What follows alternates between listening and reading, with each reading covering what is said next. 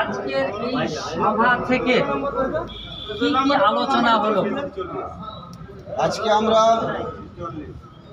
সোৎসাল এবং কালীতলার মাঝামাঝি স্থান হাবিবুল সাহেবের অনুষ্ঠান ভবনে প্রায় ৫,০০০ মতো প্রতিনিধি এসে উপস্থিত হয়েছিলাম।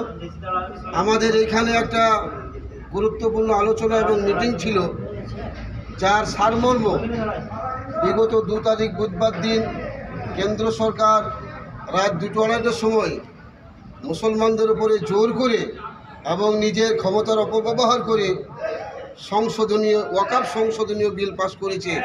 তাতে আমরা খুব মর্মাহত এবং দুঃখিত। আমরা কেন্দ্র সরকারকে ধিক্কার জানাই এবং তার নিন্দা জানাই। সেই বিষয়টাকে আমরা একটা আলোচনা করার জন্য এখানে একত্রিত হয়েছিলাম। আলোচনা করলাম যে আমাদের প্রতিবাদ এবং আমাদের র্যালি এবং আমাদের মিছিল এটা আমাদেরকে জারি রাখতে হবে। কারণ এই জিনিস যদি মুসলমানদের উপরে লাগু হয়ে যায়, ভারতবর্ষের আইনে পরিণত হয়ে যায়, মুসলমানদের কালো দিন শুরু হয়ে যাবে এবং মুসলমানরা মসজিদ, মাদ্রাসা, মক্তব, খানকা এবং গোরস্থান, পীরস্থান কিছুই তারা পাবে না।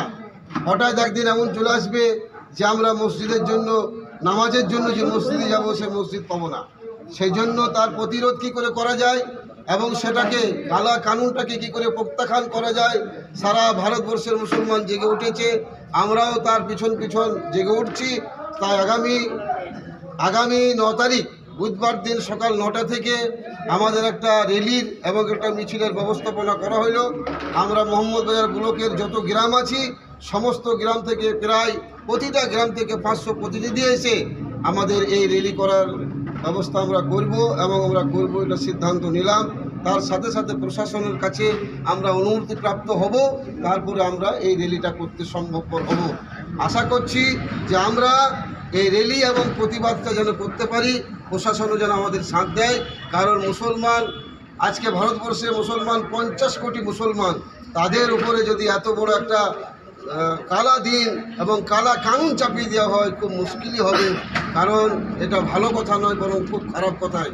যার জন্য আগামী বুধবার ৯ তারিখ সকাল ৯টা থেকে আমাদের এই র্যালি এবং আমাদের এই প্রতিবাদ কাজ চলবে। আপনারা যারা মোহাম্মদবাজার ব্লকে আছেন আমার এই বার্তা শুনে অবশ্যই সেদিন সকাল সকাল চলে আসবেন এবং র্যালিতে সামিল হবেন। এবং এই র্যালিটাকে আমাদেরকে প্রতিজ্ঞাবদ্ধ হতে হবে। ছোট ছোট করে আজকে আমরা এই র্যালি করছি, ছোট ছোট প্রতিবাদ করছি। এই প্রতিবাদ যেন আমরা দিল্লির পর্যন্ত পৌঁছাইতে পারি এবং দিল্লির লোকসভাকে ঘেরাও করতে পারি এবং দিল্লির লোকসভাকে নিস্তব্ধ করে আমরা যেন এই ওয়াকফ সম্পত্তির ওয়াকফ বিল প্রত্যাখ্যান করতে পারি, তার যেন ব্যবস্থা করতে পারি। তার সাথে সাথে আল্লাহ তাবারক তাআলার কাছে দোয়াও চাবো যেন আল্লাহ তাবারক তাআলা তাদেরকে সুমতি দান করে আমাদের এই বিলকে প্রত্যাখ্যান করার ব্যবস্থা করে দেন। এখানে আমি আপনার নাম